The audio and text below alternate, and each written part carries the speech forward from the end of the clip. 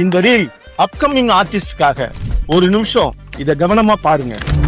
Beginning ஸ்டேஜ்ல இருக்கப்போ எல்லாரும் உங்களோட ஆர்ட்டை அப்ரிஷியேட் பண்ண மாட்டாங்க. சில பேர் அதை இக்னோர் பண்ணுவாங்க, சில பேர் அதை ரொம்ப கிரிட்டிசைஸ் பண்ணுவாங்க, சில நேரம் உங்களோட க்ளோஸ் ஃப்ரெண்டு கூட இதெல்லாம் சப்போர்ட் பண்ண மாட்டாங்க. இது ரொம்ப நார்மலான விஷயம். ஆனா ஒரு ரெக்வெஸ்ட், அதனால எந்த காரணம் கொண்டும் நீங்க கிரியேட் பண்றத நிறுத்திடாதீங்க. ஒரு ஆர்ட் ஒர்க் வைரல் ஆவறதுனால மட்டும் நீங்க சிறந்த ஓவியர் ஆயிட மாட்டீங்க.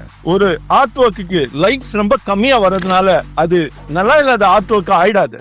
உங்களோட வேல்யூவை ஒரு சோசியல் மீடியா டிசைட் பண்ணக்கூடாது. டெய்லி கிரியேட் பண்றது, டெய்லி அதை உங்களை இம்ப்ரூவ் பண்ணிக்கிறது, அதுதான் உங்களோட ரியல் சக்சஸ்.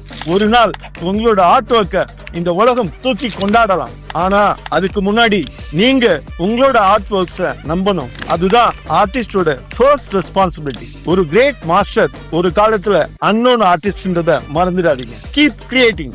ஆர்ட் பத்தி இன்னும் நீங்க சுவாரஸ்யமான நிறைய விஷயங்கள் தெரிஞ்சுக்கணும்னா பேஜை மறக்காம ஃபாலோ பண்ணுங்க.